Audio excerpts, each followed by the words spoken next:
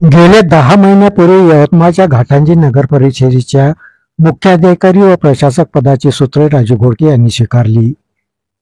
मुख्याधिकारी व प्रशासक पदाची सूत्रे स्वीकारल्यानंतर घाटंजी शहरात विकासात्मक कामाचा धडाका राजू घोडके यांनी चालवला व अल्पावधीतच घाटंजी शहराचा कायापालट केला. परंतु म्हणतात ना की जेथे काम होते तिथेच आरोप सुद्धा होते. याच उक्तीप्रमाणे मुख्याधिकारी राजू घोडके यांच्यावरही भ्रष्टाचाराचे आरोप होऊ लागले. कामाचा दर्जा निकृष्ट, मर्जीतल्या ठेकेदाराला काम देणे अशा प्रकारचे आरोप हे मुख्याधिकारी घोडके यांच्यावर झाले. त्यांची इतरत्र बदली करण्यासाठी आंदोलनही झाले. मुख्याधिकारी घोडके यांच्यावर करण्यात आलेल्या आरोपात किती तथ्य आहे हे जाणून घेण्यासाठी जीटीव्ही न्यूज मराठीने मुख्याधिकारी राजू घोडके यांची प्रतिक्रिया घेतली. मुख्याधिकारी घोडके यांनी त्यांच्यावर झालेले भ्रष्टाचाराचे सर्व आरोप पूर्णपणे फेटाळून लावले. मुख्याधिकारी राजू घोडके यांची जीटीव्ही न्यूज मराठीचे संपादक विलास मल्ले यांनी सविस्तर मुलाखत घेतली. पाहुयात भ्रष्टाचाराच्या आरोपावर मुख्याधिकारी राजू घोडके नेमके काय म्हणाले. नमस्कार. आपण सध्या आहोत यवतमाळ जिल्ह्यातील घाटंजी नगर परिषदमध्ये. घाटंजी नगर परिषदमध्ये गेल्या 10 महिन्यापासून विकास कामाचा धडाका सुरू आहे आणि कामाचा जिथे धडाका आहे तिथे आरोप होणे निश्चित आहे. असेच आरोप आता घाटंजी नगर परिषदेवर लावण्यात येत आहे. कामामध्ये भ्रष्टाचार झाल्याचे आरोप हे होत आहे. तर भ्रष्टाचाराच्या आरोपामध्ये काय नेमकं तथ्य आहे हे जाणून घेण्यासाठी आज आपण घाटंजी नगर परिषदमध्ये आलेलो आहोत. तर आपल्यासोबत आता आहे घाटंजी नगर परिषदेचे मुख्याधिकारी तथा प्रशासक राजू घोडके. साहेब, जीटीव्ही न्यूजमध्ये आपलं स्वागत आहे. तर पहिला प्रश्न असा आहे की आपण गेल्या 10 महिन्यापूर्वी या नगर परिषदेला प्रशासकाची आणि मुख्याधिकारी पदाची जबाबदारी स्वीकारली. तर गेल्या 10 महिन्यामध्ये घाटंजीच्या विकासात्मक कामाकरिता जे काही आपण पावलं उचललेले आहे, जे कामं आतापर्यंत झालेले आहे, जे कामं प्रगतीपथावर आहे, याबाबत थोडक्यात माहिती द्या. नमस्कार, मी राजू घोडके, मुख्याधिकारी तथा प्रशासक नगर परिषद घाटंजी. साधारणपणे 10 महिन्यापूर्वी मी या घाटंजी नगरपालिकेमध्ये रुजू झालो आणि तेव्हापासून सुरुवातीचं सांस्कृतिक भवनाचं एक काम रखडलेलं होतं, ते पूर्णत्वास नेऊन त्याचं लोकार्पण करण्यात आलेलं आहे. त्यानंतर आपण ज्या आज ह्या इमारतीत बसलेलो आहे, या इमारतीचं सुद्धा आपण लोकार्पण पार पाडलेलं आहे. आणि त्यानंतर आताच काही दिवसापूर्वी उर्दू शाळेचं सुद्धा आपण कमी कालावधीमध्ये काम पूर्णत्वास नेऊन लोकार्पण केलेलं आहे. तसेच संपूर्ण गावात CCTV कॅमेरे लावलेले आहे. सौंदर्यीकरणाचे काम आपण घेतलेले आहे आणि जवळपास शहरामध्ये संपूर्ण गावात आपण रस्ते नाल्या प्रस्तावित केलेल्या आहे. आणि मला असं वाटत नाही की हे प्रस्तावित केलेल्या नाल्या आणि रोडमध्ये कोणता भाग सुटला असेल असं मला वाटत नाही. फक्त आता काही निधी शासनाकडून आपल्याला प्राप्त व्हायचा असल्यामुळे काही कामात सुरुवात व्हायची आहे. मला असं वाटते मच्छी market, fish market, chicken market, fruit market, vegetable market या प्रकारचे आपण 5 मार्केट 12 कोटी रुपयासाठी प्रस्तावित केलेली आहे. त्याची सुद्धा शासन स्तरावर प्रशासकीय मान्यता प्रलंबित आहे आणि मोठ्या प्रमाणात शहराचा चेहरा मोहरा बदलणार असं मला वाटतं. सर, तुम्ही हे काम सगळं करत असताना आता एक घाटंजीच्या एका अशा वर्गाकडून आपल्यावर एक भ्रष्टाचाराचे आरोप करण्यात येत आहे. यामध्ये आपल्यावर जे आरोप करण्यात येत आहे की आपण जे थर्ड पार्टी अहवाल ज्याला कागदावरच केला जात आहे, असा एक आरोप आपल्यावर लावला जातो. याबद्दल काय सांगा? हे नक्कीच ही हसण्यावारी बाब आहे. कारण काय आहे, जे काही थर्ड पार्टी आहे ते आपण शासकीय पॉलिटेक्निक कॉलेजमधून केल्या जाते. यवतमाळला त्याचं शासकीय पॉलिटेक्निक कॉलेज आहे. त्या कॉलेजमधून त्या रोडची टेस्टिंग केल्या जाते आणि त्याच्यानंतर लॅबॉरेटरी टेस्टसुद्धा करण्यात येते. आणि कोणी जर म्हणत असेल शासकीय पॉलिटेक्निक कॉलेज आणि तिथून होणारी टेस्ट ही कागदावर आहे, तर मला असं वाटते हे हास्यास्पद आहे. तुमच्यावर एक असा आरोप केला जात आहे का तुम्ही हे जे कामं शहरामध्ये करत आहेत तर हे विशिष्ट ठेकेदाराला तुम्ही मॅनेज करत आहे आणि ते कामं देत आहे. हे कामं देताना जे निविदा आहे ही निविदा सुद्धा तुम्ही बगल देत आहे. असा एक मोठा आणि गंभीर आरोप तुमच्यावर करत आहे. तर नेमकं याचं काय सत्य आहे? याबाबत शासनाचा जी-आर आहे, की 10 लाख रुपयाखालील ज्या काही निविदा होतात त्या ऑफलाईन पद्धतीने केलेल्या पाहिजे. पेपरमध्ये जाहिरात प्रसिद्ध केलेली पाहिजे आणि 10 लाख रुपयावरील ज्या निविदा आहेत त्या ई-निविदा केल्या पाहिजे. आणि मला असं वाटते, की भारतातील कोणत्याही भागातून ई-निविदा कोणताही ठेकेदार भरू शकतो. त्यामुळे आणि कोणत्याही भागात असेल, आता ते वॉटर सप्लाय योजना आहे, अमृत योजनेअंतर्गत काम सुरू आहे. तिथे गुजरातचा ठेकेदार काम करत आहे. सोलर पोलचे जे कामं झालेले आहे, हे मला वाटते नांदेडचा ठेकेदार इथे काम करत आहे. आणि बाहेर गावातील किंवा बाहेर राज्यातील सुद्धा ठेकेदार ई निविदा भरू शकतात. त्यांना कुठेही अडचण नाही. आणि ई निविदा असल्यामुळे कुठूनही भारतातून कोणत्याही ठिकाणाहून निविदा भरता येत असल्यामुळे याच्यात कोणत्याही प्रकारे कोणत्याही अधिकाऱ्याला किंवा कर्मचाऱ्याला याच्यात हस्तक्षेप करता येत नाही. त्यामुळे याच्यात कोणत्याही प्रकारचं तथ्य नाही असं मला वाटतं. एक पुन्हा एक मुद्दा समोर येत आहे का घाटंजी शहरामध्ये आता सर्वत्र CCTV कॅमेरे लागले गेलेले आहेत. शहराच्या दृष्टीनं ते अत्यावश्यकच आहे. कालच एक गुन्हा डिटेक्ट झाला त्या कॅमेरामुळे. परंतु त्याच्या संबंधात आपल्यावर असा आरोप करण्यात येत आहे का ते 20 लाखाचे ते CCTV कॅमेरे बसवण्यात आलेले आहे आणि या आधी बसवण्यात आलेले कॅमेरे त्याचा काही थांगपत्ता नाही आहे का त्याचं काय झालं असा एक मोठा गंभीर आरोप आपल्यावर होत आहे. तर याबद्दल काय सांगाल? अ, मला असं वाटते की अमोल माडकर साहेब हे प्रशासक होते. त्यांच्या काळात सुद्धा खूप मोठ्या प्रमाणात घाटंजी शहरात सुधारणा झालेली आहे आणि त्यांनी 2 लाख रुपयाचे कॅमेरे मुख्य रस्त्यावर लावलेले होते. आणि मी सुद्धा 7 ते 8 लाख रुपयाचं CCTVचं काम प्रस्तावित केलं. मला असं वाटते की त्यामधील काही कॅमेरे साहेबांच्या माडकर साहेबांच्या वेळेचे पूर्ण 2 लाख रुपयाचे कॅमेरे आणि 7-8 लाख रुपयाचे मी कॅमेरे प्रस्तावित करून जवळपास 60 ते 61 कॅमेरेच्या जवळपास अंदाजित मला एक्झॅक्ट आकडा माहीत नाही.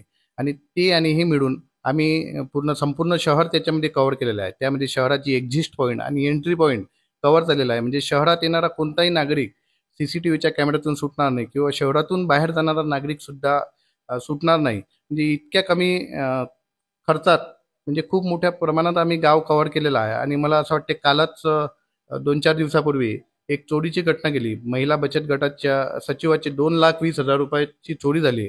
आणि पोलीस विभागाने निश्चितच खूप कौतुकास्पद कामगिरी केलेली आहे. त्यात सर्वांचा शोध लावलेला आहे.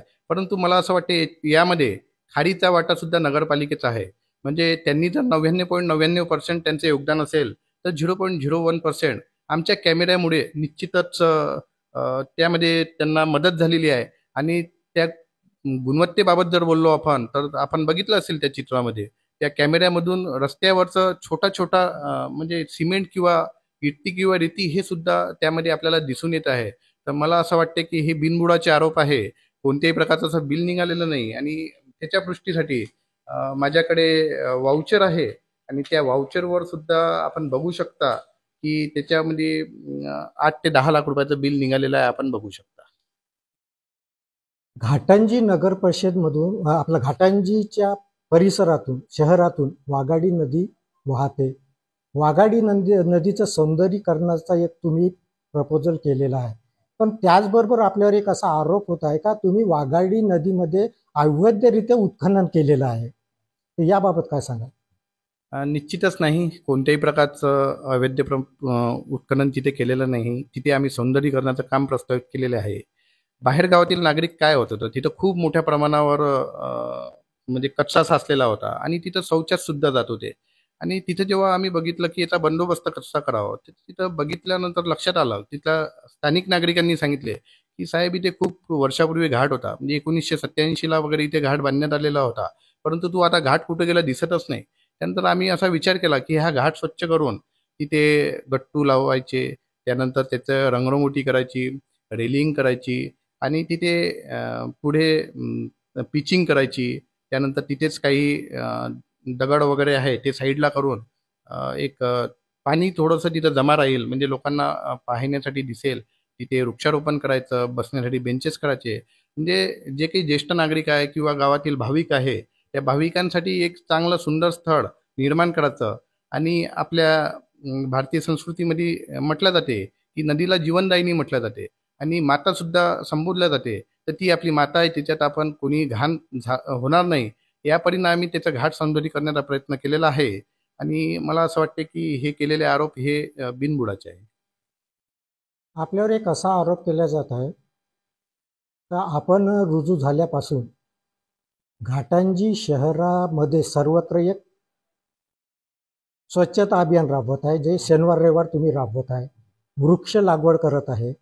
परंतु काहींचं असं म्हणणं आहे का, हे जे काही तुम्ही शनिवार रविवार जे काही स्वच्छतेचं अभियान राबवत आहे, त्याचे फोटो काढतात, व्हायरल करतात, सोशल मीडियावर टाकतात, तर हे एक प्रकारचं मुख्याधिकाऱ्यांची नौटंकी आहे. तर याबाबत काय सांगाल? मला असं वाटते की हा माझा छंद आहे. अ, काय होतं, जेव्हा आपल्याकडे जबाबदारी दिली जाते आणि त्या जबाबदारीला आपण जेव्हा तो छंद म्हणून करतो काम, तर निश्चितच आपण त्याप्रमाणे काम करतो. मी शनिवार रविवारी जे काम करतो त्याचा काही मला अतिरिक्त मोबदला मिळत नाही किंवा मी ते काम केलं नाही म्हणून माझ्या काही पेमेंटमध्ये कपात पण होणार नाही. परंतु हे गाव स्वच्छ व्हावं, सुंदर व्हावं, हरित व्हावं, असं मला ध्येय लागलेलं आहे. आणि तो छंद असल्यामुळे मी मागील 1 वर्षापासून इथं करत आहे. याच्यापूर्वी माडका साहेब होते, तेव्हा सुद्धा मी ते 2 ते 3 वर्ष अभियान शनिवार रविवार चालवलेलं आहे. आणि अ, मला त्या कामाचा थकवा पण येत नाही छंद असल्यामुळे. उलट मी फ्रेश होतो. माझी फिजिकल एक्सरसाइज होत आहे. मी फिट राहतो आहे. मी कधीही म्हणजे मागील तुम्ही बघितलं असेल की कोणत्या दिवशी आरोग्याच्या कारणामुळे मी म्हणजे कार्यालयात आलो नाही किंवा सुट्टी घेतली, असं माझ्या बाबतीत घडत नाही. आणि इथेच नाही तर मी याच्यापूर्वी काटोल नगरपालिकेला होतो 2014 पासून. आज जर तुम्ही काटोल शहर जाऊन बघितलं असेल, तर मला असं वाटते संपूर्ण शहर हिरवं, स्वच्छ, सुंदर, हरित झालेलं आहे. आणि त्यावेळेस तिथे पण तिथले काही जे नगराध्यक्ष आहेत चरणसिंगजी ठाकूर, आता विद्यमान आमदार आहे, त्यांच्या मार्गदर्शनाखाली आम्ही संपूर्ण काटोल शहर स्वच्छ बनवलेलं आहे, हिरवं बनवलेलं आहे, हरित बनवलेलं आहे. आणि त्याचप्रमाणे घाटंजी हे शहर स्वच्छ, सुंदर व हरित बनलं पाहिजे, असं मला मनातून इच्छा होती आणि त्या परीने मी प्रयत्न केलेले आहे. आणि मला असं वाटते, ज्याला लोक हे नौटंकी म्हणतात, त्याच्याच माध्यमातून आपण जर पारवा पॉईंट बघितला, तर जवळपास 2 ते 2.5 किलोमीटरच्या लाईनमध्ये पूर्ण वृक्ष आहे. किंवा जे मुख्य लाईन आहे, जे पोलीस स्टेशन नगरपालिकेकडे येते आणि यवतमाळकडे जाते, ते जवळपास 1.5 किलोमीटरची लाईन आहे. आणि पारवा पॉईंट, पारवा रस्त्याकडे जाणारी जी लाईन आहे, त्याच्या दुतर्फा किंवा गावात जे काही ओपन स्पेस आहे व संपूर्ण शाळा आहे, त्या सर्व ठिकाणी आम्ही वृक्षारोपण केलेलं आहे. आणि कोणी याला नौटंकी जरी म्हणत असेल, तरी मी माझ्या ध्येयापासून विचलित होणार नाही आणि हे संपूर्ण गाव मी स्वच्छ, सुंदर, हरित करेल. यामध्ये आम्हाला खूप अडथळे पण येतात. आता आम्ही मागील काही दिवसापूर्वी उर्दू शाळेमध्ये वृक्षारोपण केलं आणि काहीतरी एखाद्या विकृत माणसाने ते पूर्ण झाडच छाटून टाकले. आम्ही त्याचा रितसर FIR दिला, त्याच्यावर तक्रार दाखल केली. अशा प्रकारच्या आम्हाला अडचणी पण येत आहे. कोणी नौटंकी म्हणत असेल, तर मला आनंद होते की ह्या नौटंकीमुळे तरी हे गाव स्वच्छ, सुंदर व हरित होत आहे. एक भावनिक प्रश्न आहे. घाटंजी शहरासाठी किंवा घाटंजी परिसरासाठी संत मारुती महाराज हे आराध्य दैवत आहे. त्यांचं मंदिर आपल्या रस्त्यावर आहे. परंतु अशी चर्चा किंवा असा आरोप आता करण्यात येत आहे का हे मंदिर या ठिकाणावरून उचलण्यात येणार आहे काहीतरी नाली बांधण्यासाठी, आणि ते मंदिर कुठंतरी इतरत्र ठिकाणी हलवण्यात येत आहे.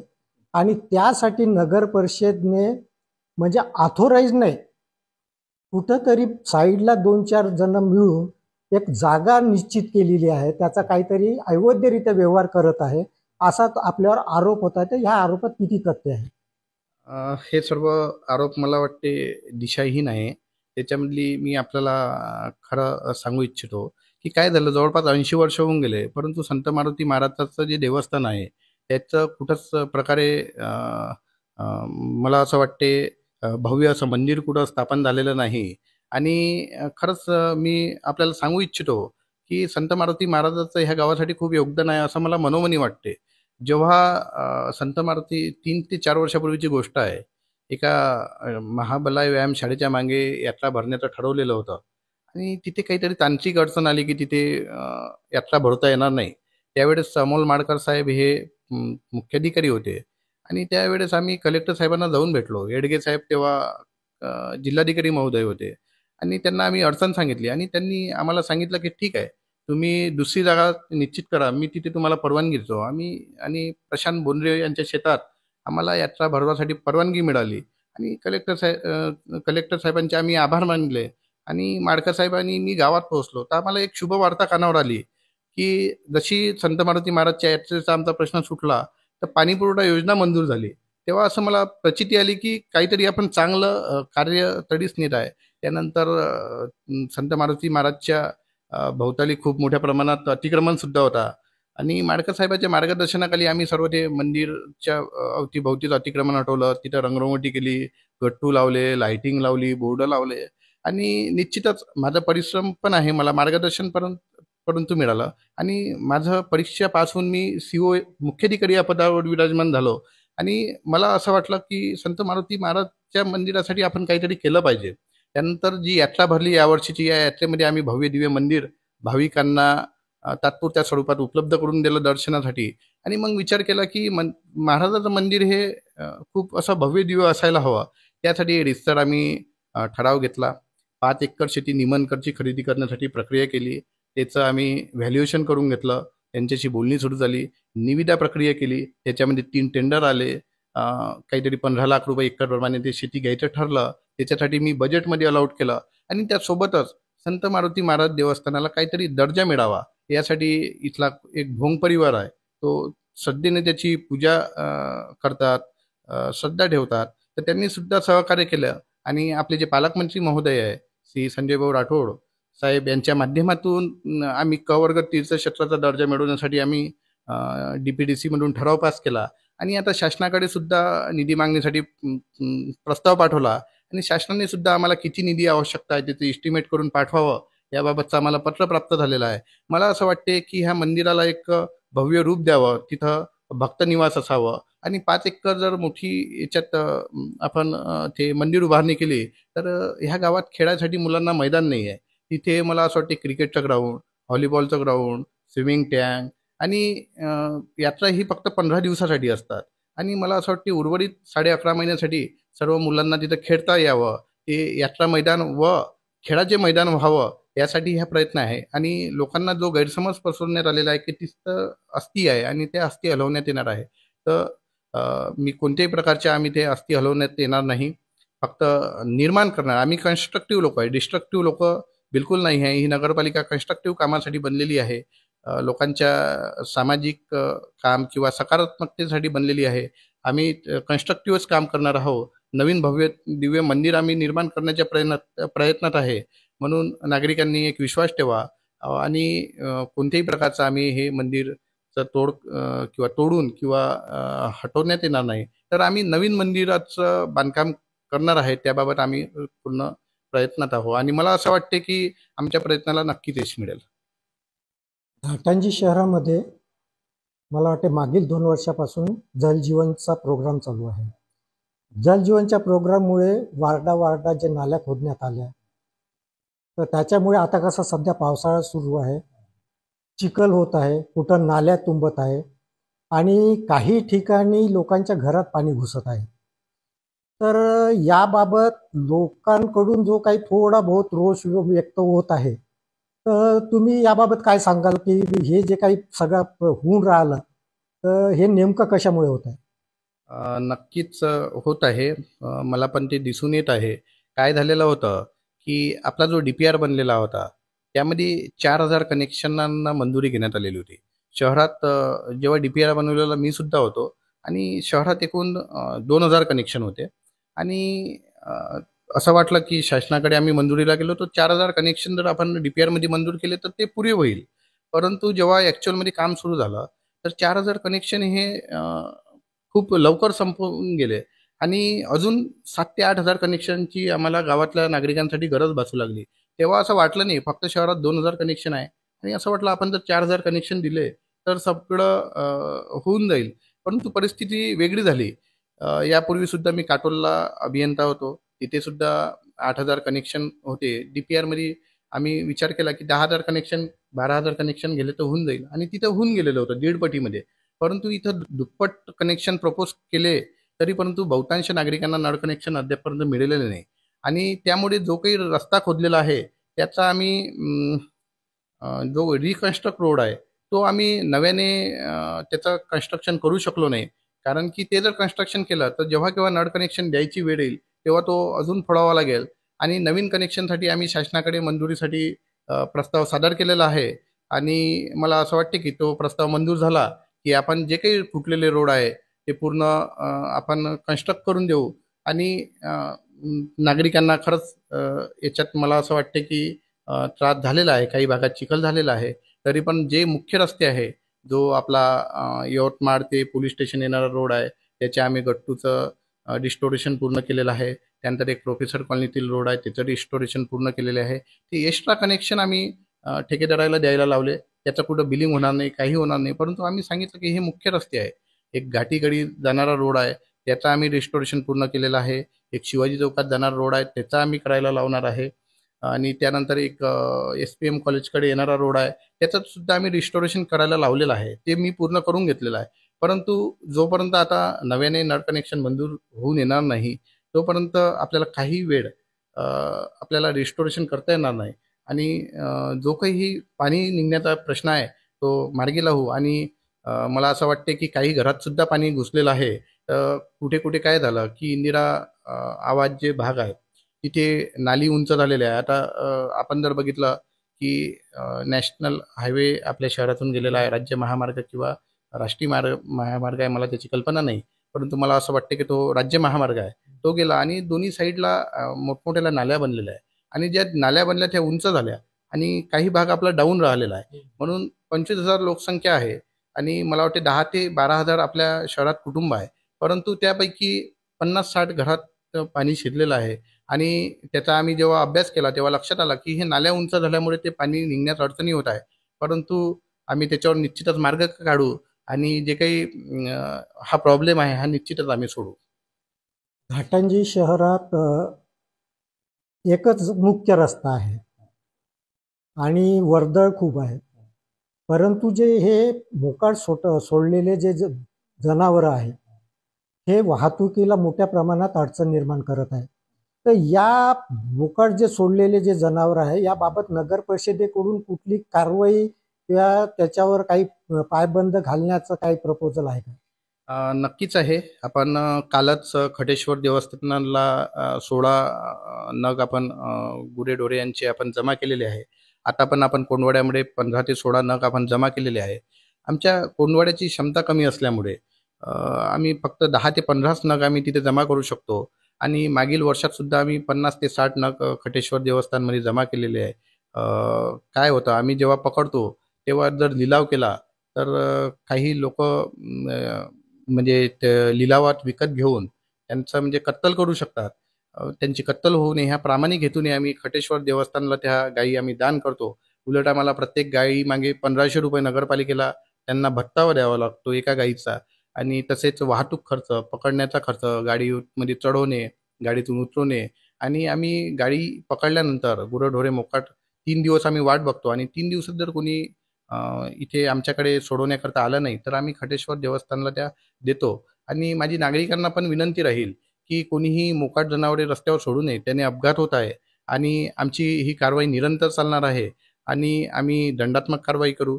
आणि 2 वेळेस 3 वेळेस जर दंडात्मक कारवाई केल्यानंतरही कोणी चौथ्यांदा सोडायला आलं तरी आम्ही ते त्यांना परत देऊ नये. ते आम्ही खटेश्वर देवस्थानला आम्ही नक्कीच आम्ही ते गुरेढोरे तिथे जमा करू. खटेश्वर देवस्थानला त्यांची चांगल्या प्रकारे व्यवस्था होत असताना आम्ही स्वतः डोळ्यानं बघितले आहे. त्यामुळे आम्ही सर्व शहरातील जे काही मोकाट जनावरे आहे ते खटेश्वर देवस्थानला आम्ही देणार आहे. गेल्या 10 महिन्यात तुम्ही घाटंजी शहराचा विकासात्मक कामासाठी पुढाकार घेतला आहे आणि तुम्ही कामं सुरू पण केलेली आहे. असे असताना तुमच्यावर वारंवार वैयक्तिकरित्या भ्रष्टाचाराचे मोठे आरोप होत आहे. आणि आता नुकतंच एक मुंडन आंदोलन झालेलं आहे. त्या मुंडन आंदोलनामध्ये यवतमाळमध्ये तुमच्यावर सगळे ठेक्याविषयीचे त्याच्यामध्ये एक असा मोठा पुन्हा आरोप होत आहे तुमच्याकडे का जो कचरा आहे याच्यामध्ये हा एककोटीचा आहे आणि याच्यामध्ये कुठेतरी मुख्याधिकारी पार्टनर आहे, अशा टाईपचा एक आपल्यावर आरोप होत आहे. तर मला असं विचारायचं आहे का आपण विकासात्मक कामाचा धडाडी लावलेली आहे, असे असताना असे भ्रष्टाचाराचे आरोप करण्यामागचा हेतू काय असू शकते? मला असं वाटते की जे लोक आरोप करतात त्यांची मी सोबत कुंडलीच आणलेली आहे. तुम्ही मला असं वाटते तुम्ही हा अर्ज प्रसिद्ध करायला पाहिजे. हा निखिल देठे यांचा अर्ज आहे.